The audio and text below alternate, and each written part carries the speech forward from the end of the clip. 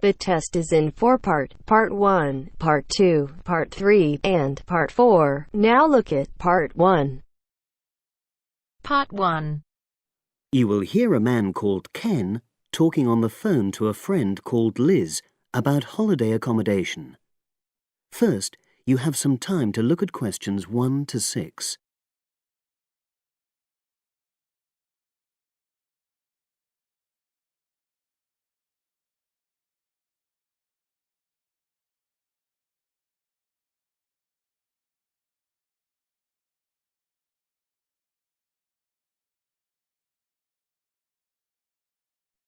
Now we shall begin. You should answer the questions as you listen because you will not hear the recording a second time. Listen carefully and answer questions 1 to 6.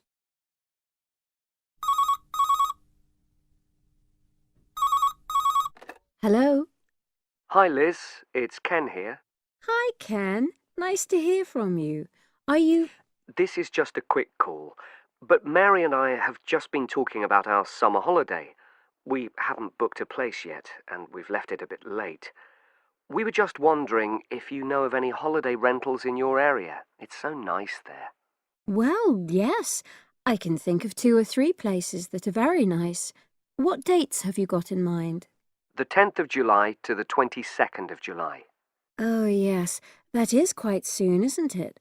Well, there's a place near here called Moonfleet. Is that MOONFLEET? That's right. It's quite a rural location, and it's next to the owner's house, but it's got fields all around it, so it's very pretty. Sounds okay. Can you tell me a bit more about it? Well, it's an annex to the owner's house, and it's an apartment with 2 bedrooms and an open-plan living area. Well, I like the sound of it. Is there anything we might not like about it?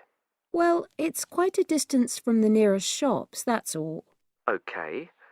And... well, I'll tell Mary, but I don't think she'd mind that. Do you know how you book it? You have to book on the internet. There's a web address. It's www.summerhouses. One word? Yes, then .com. You'll be able to look at a photograph on that. Okay. And what about the others? Where are they? The second one I'm thinking of is called Kingfisher, and that's even more rural. It's a really beautiful location, in fact. It's by the river, and it's got nice views. It overlooks woodland on the other side. Is that an apartment? No, it's a 3-bedroomed house, and that's got a dining room as well as a separate living room and a kitchen. But I expect it's more expensive. You'll have to check the prices. It's probably a bit bigger than we need, but our nephew might be joining us. We're not sure yet. How do you book Kingfisher? You have to phone the owner directly. Shall I give you the number? I've got it here in my phone book. It's 01752 669 218. Right.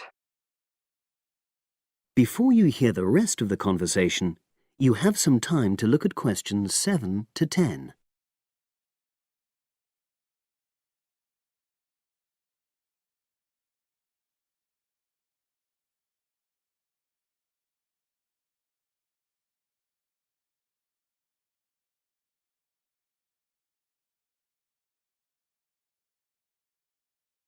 Now listen and answer questions 7 to 10. And you mentioned a third place? Yes, there's a house that my sister stayed in last year.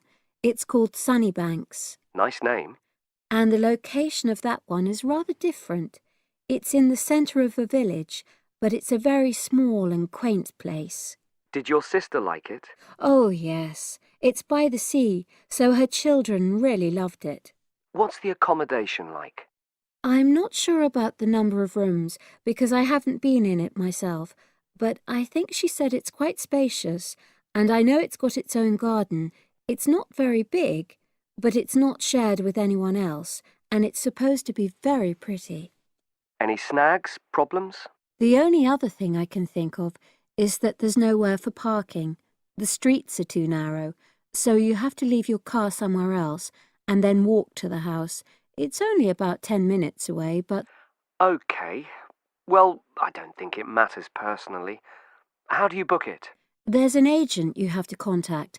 I don't know his details, but I can ask my sister and let you know tomorrow. Thanks, Liz. That'd be great. I'll talk to Mary and see what she says. Thanks for your help. That's okay, Ken. I'll speak to you again tomorrow. I hope you find what you're looking for. That is the end of part 1. You now have half a minute to check your answers.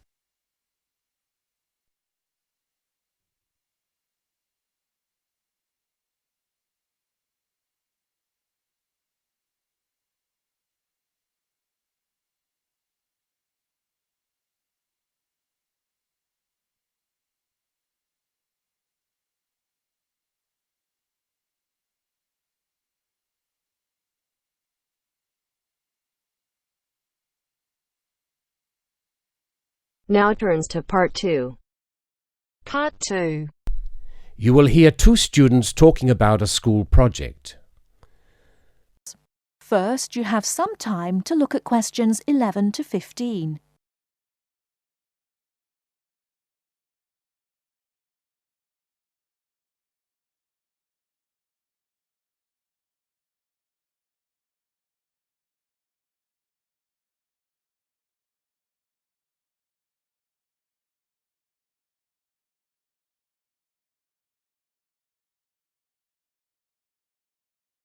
Now, listen carefully and answer questions 11 to 15. Hi, Lynn. How's your project coming along? Oh, not very well. I've got all the information, but I can't seem to organise it into a presentation. Well, you'd better hurry. You only have one more week. Yes, that's okay. It's just that... Well, why don't you try your presentation on me? Maybe I can help. Oh, really? Great! OK, well, I've chosen solar power for my subject, and I'm going to talk specifically about domestic water heating. You know, like the ones popular in America. I've got some facts here. Oh, that's good. But just start your presentation from the beginning. Oh, right. Well, here we go then. There are many reasons why we should be looking elsewhere for energy sources. As most people are aware, fossil fuels and other such non-renewable sources are by definition finite, so something needs to be in operation soon. Currently, there are a number of alternative energy sources available which can, with a little preparation, be used to provide for a significant part of our domestic energy requirements. In this presentation, I am focusing on solar power and its application as a domestic water heater. As a renewable energy source, solar power is in many ways ideal. The amount of the sun's energy which reaches the earth every minute exceeds the energy that the global population consumes in a year. Although scientists argue that it is not finite, sunlight is certainly a long-lasting resource which is not depleted through use, and solar power converters use this energy without needing any complex moving parts. Once collected and stored, solar energy can be used for many purposes, but it is becoming increasingly popular as a domestic heating source. Generally, a building that is heated by solar power will have its water heated by solar power as well, and this has even worked in areas that are not exposed to long hours of direct sunlight, such as the United Kingdom, although not so well as in warmer climates. Why have you stopped? Well, that's all I've got so far. Oh, well. Start by talking about how effective it is. Oh, OK. Well, there are a number of factors that influence how efficient solar power can be. The first, obviously, is the amount of sunlight, and this is dependent on season, time of day, and climate. Although the UK has something of a bad reputation for sunshine, it is actually quite productive during some parts of the year. Given a sufficient size of solar panel and water storage tank, solar power can provide all of our water heating requirements in June and July, and even provide the majority until October. From October to the end of the year, this figure falls dramatically. December is the least productive, being able to supply less than 5% of the average household's hot water requirement. It is at this point that solar power needs to be supplemented with a more traditional form of heating. From January, solar power becomes more effective at a rate of about 20% per month, although this rise decelerates to around 18% by May.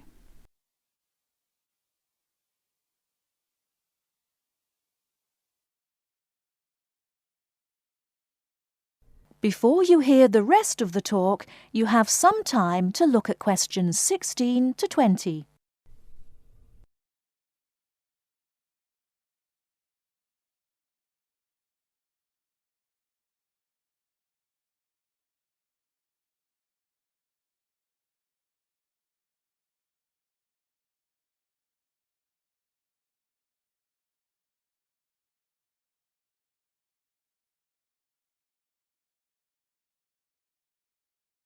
Now listen and answer questions 16 to 20.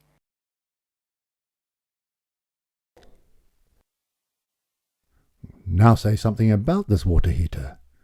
Do you have any information about that? Oh yes, I've got an illustration of a water tank here. Well, that's good, but you'll have to describe it. Right. Well, the ideal water tank in the UK has a capacity of 45 to 50 litres, but must be at least 40 litres to be effective. The solar coil is put in the bottom of the tank to heat the water. Now remember that solar heated water will not get quite as hot as fossil fuel water heaters. The bottom half of the tank is normally 20 degrees, and this is why it is important not to have a tank that is too large, as that would take too much energy to heat. In this illustration, it rises to 40 degrees from halfway up. Don't forget that hot water rises, so the top third of the tank is the hottest and reaches an average temperature of 65 degrees. And what's this second layer around the tank? Oh, that's insulation. Because the tank is often either outside or just under the roof, rigid foam is used as an insulation layer. It should be at least 80 millimetres thick all around. Well, that seems like a good presentation. All you need to do is to prepare some short notes and a larger illustration so you can use it as a demonstration and you'll be fine. Oh, you think so? Well, thanks very much for the help. Maybe I could do the same for you one day. Maybe. Anyway, I have to go. Good luck. Thanks. Bye. That is the end of part 2. You now have half a minute to check your answers.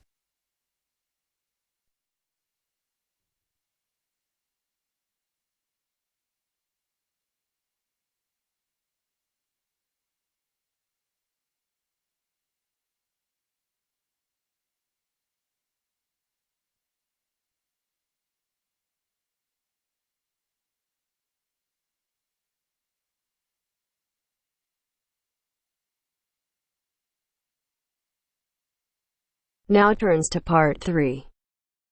Part 3. You are going to hear a conversation between a moderator and two students. First, you have some time to look at questions 21 to 25.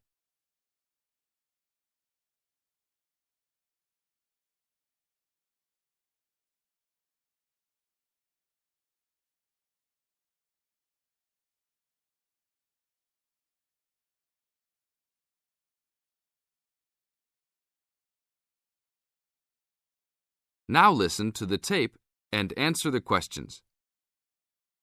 Today we will hear two views of the book Fast Food Nation, The Dark Side of the All-American Meal by Eric Schlosser. Many have deemed this a fascinating socio-cultural report that explains how the development of fast food restaurants has led to the standardization of American culture, widespread obesity, urban sprawl and more. Well, I think that Schlosser's book promises a lot but delivers less than a highly hyped fast food meal. The book is not well written, and it lacks organization as it skips around in its telling of fast food horror stories. And then he spends a great deal of time on Walt Disney and bashing Disneyland. Why is that in a book about fast food? Bashing is the best word for this book. According to this book, Schlosser clearly believes that the fast food industry is responsible for every problem in America today. From the common cold, to inflation, to malls, to unruly kids, to warts, he blames it all on big business and especially the big food business. The book is written in a breathless, alarming motive that makes it sound like McDonald's and Disney are co-conspirators to take over the world and force every living child to eat greasy French fries. Give me a break. Schlosser is also very biased for the left, praising unions while ripping right-wing values and Republicans. Nixon seems to get special attention. Just having your picture made with him gets sinister prose and makes you a co-conspirator. Despite claims of research, there are numerous blatant assertions such as, parents in the 80s spent more money on their children because they felt guilty about not spending time with them. How does he know that? Is all consumer spending on kids really driven by guilt? The book is a farce. Save your money to buy a Big Mac and read something else. Only read this ridiculous book if you are an anti-Republican, anti-big business, there are evil forces everywhere subverting the world fan. Thank you, William.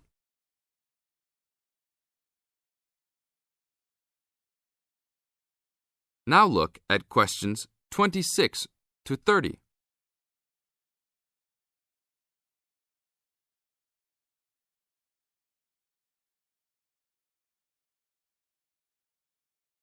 As the talk continues, answer questions 26 to 30. Now we'll talk to another person with a very different assessment of this book. So, Jenny, what did you think of Schlosser's book? Wow, where do I begin? I thought that this book was very informative, very well researched, and a very easy read. Schlosser did a wonderful job of organizing the vast amount of information that he placed in this book. For a non-fiction book, I found that Fast Food Nation kept me entertained throughout its entirety. In fact, I couldn't put it down. The history of the fast food industry itself was fascinating, as well as the background information on the potato and meat industries.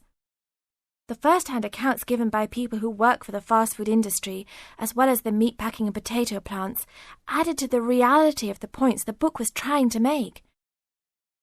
The fast food industry and all industries supported by fast food companies have some serious issues that need to be addressed by the nation. In addition, Schlosser does an excellent job of pointing out the dangers of not only working for these businesses, but eating food supplied by them. It's scary to think about the dangers lurking behind the counter at your local fast food chain. This book really opens your eyes to some health hazards that all of America should be aware of. Everyone should read this book. It will change your eating habits and the way you view large fast food corporations. That is the end of part 3. You now have half a minute to check your answers.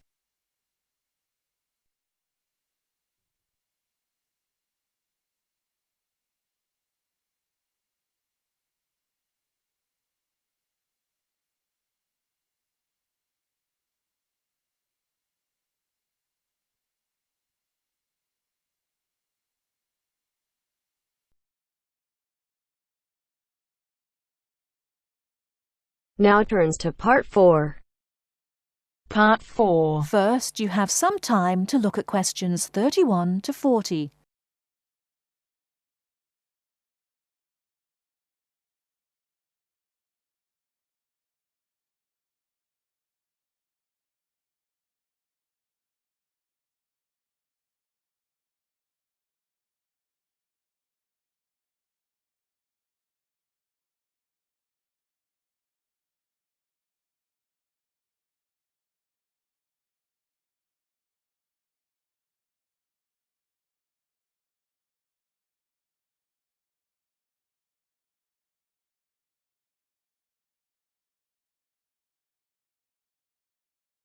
Now listen carefully and answer questions 31 to 40. Today in our series of lectures on nature history, we're going to be looking at amber. Do you know amber? What is it? How is it formed? What are the uses of amber? Firstly, what is amber? Amber is fossilized resin from ancient forests. Amber is not produced from tree sap, but rather from plant resin. This aromatic resin can drip from trees, trapping debris such as seeds, leaves, feathers, and insects. The resin becomes buried and fossilized through progressive natural changes. Therefore, amber is formed as a result of the fossilization of resin that takes millions of years. Although a specific time interval has not been established for this process, the majority of amber is found approximately 30 to 90 million years ago. You may ask why resin is produced. Although there are contrasting views as to why resin is produced, it is a plant's protection mechanism. The resin may be produced to protect the tree from disease and injury caused by insects and fungi. Resin may be produced to heal a wound, such as a broken branch, and resins have odors or tastes that both attract and repel insects. Resin may also be produced as a plant's method to dispose excess acetate. We know that amber survives millions of years, but what type of depositional environment preserved amber?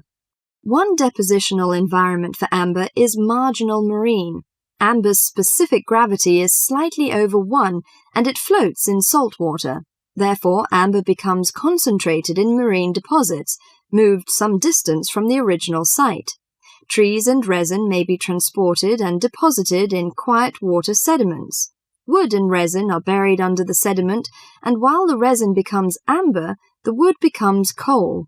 Wet sediments of clay and sand preserve the resin well because they are devoid of oxygen.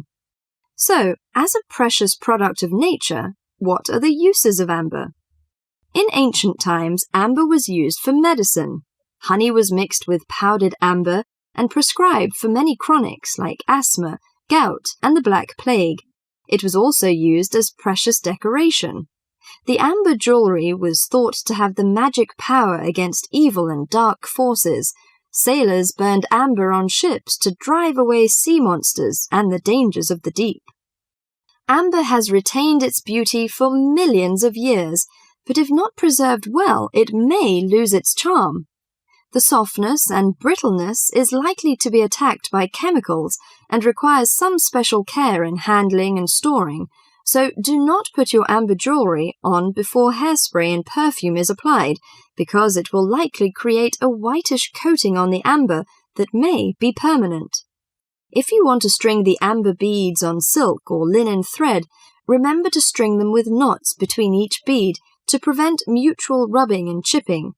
Amber jewelry should not be stored where it can rub against metal or other jewelry, and storage in a soft cloth is best. Never put amber jewelry in a steam cleaner, which would shatter the gem. Never let amber come in contact with soaps or commercial jewelry cleaning solutions, which can dull the finish.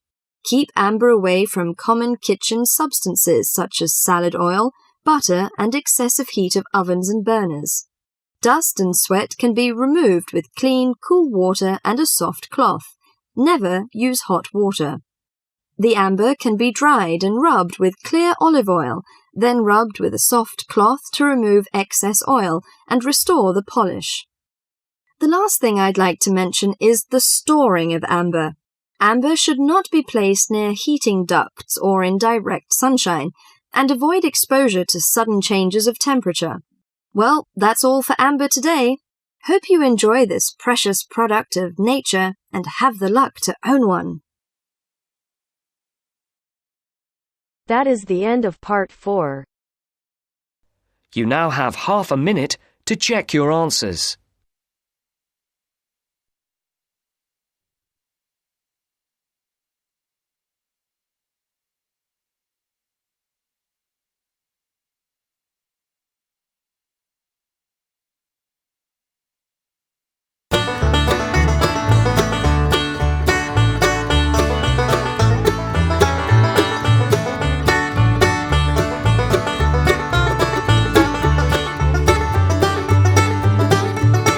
That is the end of the test. You now have 10 minutes to transfer your answers to your Ielts listening answer sheet.